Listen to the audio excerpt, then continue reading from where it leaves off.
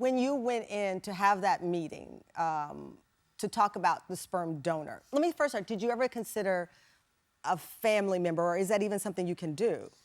We felt like we wanted it to be somebody anonymous. Okay. We didn't want anybody to ever come back and be able to say, hey, I'm, a parent, Right. or I'm your father, or anything. Especially when you're dealing with a celebrity. Right. Yeah. And I understand that. So you go to the sperm bank, right? I'm assuming. 3 different reputable ones. Three different, hopefully reputable. Yeah, for You're the my- Brat, you can't be walking in anywhere. You go in, and do they show you photos of individuals? Yes, they do. Yeah, so we were just looking, and we was like, oh, they seem to have a nice bit. Yes. But then, with the genetic testing, you then put in I'm a carrier of 4 different disorders. So then you put in the disorders, and then it eliminates it down to from thousands to 13. So you go in, do you say to them, what do you say? I want a black man who's tall. I mean, do you give specifics about the No, it was person? online. Yeah, it's all online. Yeah, all it's online. like shopping. It's like online shopping. Yeah. we were scrolling. Okay, so Judy, I love how you describe. So we're on Sperm Mart. We're at Sperm Mart, and we're going It's through. like, look at that. Oh, So on the website or whatever, you see the picture and you see the description of the person. Yes. As you are scrolling, are you noticing? Wow, there are not a lot of. No, when we were first scrolling, there was a lot of some of everybody. Yeah. There was a lot of black people, but once she put in her genetic testing results, which is like 4 different carriers, she doesn't have these diseases, but they run in her Right, I'm a carrier. bloodline. She's Right. a carrier of them. So those cannot match with the donor. Gotcha. They have to be negative. So have now to you be shrink down negative. to thousands to. Hundreds. Well, so it went from thousands to a few hundred, Right. and then when we put in black, there was 1, but then there was none, because it was a black guy, but then his profile wasn't that deep. So here's what happens next, right, in the story, and this is part of why we're gonna go to this part. Okay. On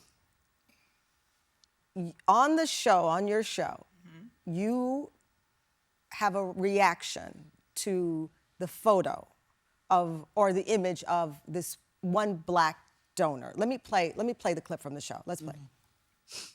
Hey, Dr. A. Morning, how are you? We doing okay, but we looking through the cryobank thing from the ones you gave us, but we don't see no black people. Yeah, that's a problem. Then it went from thousands of donors down to 224 donors. And about there's one of them is black.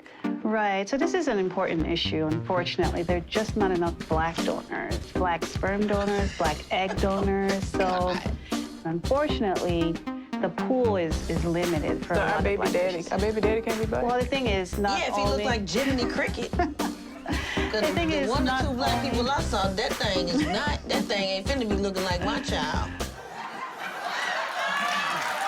So,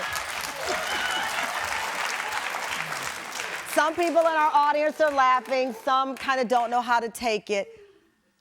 That line saying that the black donor looked like Jiminy Cricket set off. No, people were furious. Yes. Yeah. And there were very hateful things written. I've known you. You first talked to me about coming out. I know your sense of humor. I know you grew up in the church. You use humor to deflect. You've used humor to deflect from your sexuality, from your journey. I got the joke. Yeah. As painful as it was for some people to hear this. Why didn't you cut that out of the show? I didn't think it would be offensive to anybody. I cracked jokes about almost everybody that I saw. That one just happened to make it in the show. I wasn't trying to be mean or say anything negative about black people. We were looking for a black donor. We're black. We wanted a black donor. So it was just misconstrued and taken way out of context. I talked about quite a few people as we joked looking for donors, but that's the one that made it, and I guess they thought it was funny, and I didn't think it would bother anybody, or else I would have taken it out. I had no idea people were going to be so offended, but I meant no harm whatsoever. We wanted a black donor. I was just like, what? People take things and run with it, and I'm like, what? People who know me know that I didn't mean any harm. So if I offended anybody, I do apologize, but it was a joke between me and my wife and the doctor. Like, we joke like that. We play around. So it wasn't meant to be offensive in any way. You know, when I knew it was real and it was impacting you, first of all, you're carrying a child and you don't need this kind of stress in your life. You have all these complications. But when I knew it was real and I wanted to call you, when you posted that Instagram, every time I see Judy, she is perfection. She's a beauty mogul. You had laid bare. There was no makeup. There was the hair. And I said, this is getting to her. Because you went on social media, just your bare, vulnerable self. And you said, it was just a silly, she has this kind of sense of humor. Yeah. But the attacks and the hostility. Yeah, so I'm more on social than she is. And there were things that I was really trying to avoid her from seeing. They had comments that said, I just hope you guys miscarry. And I didn't want her.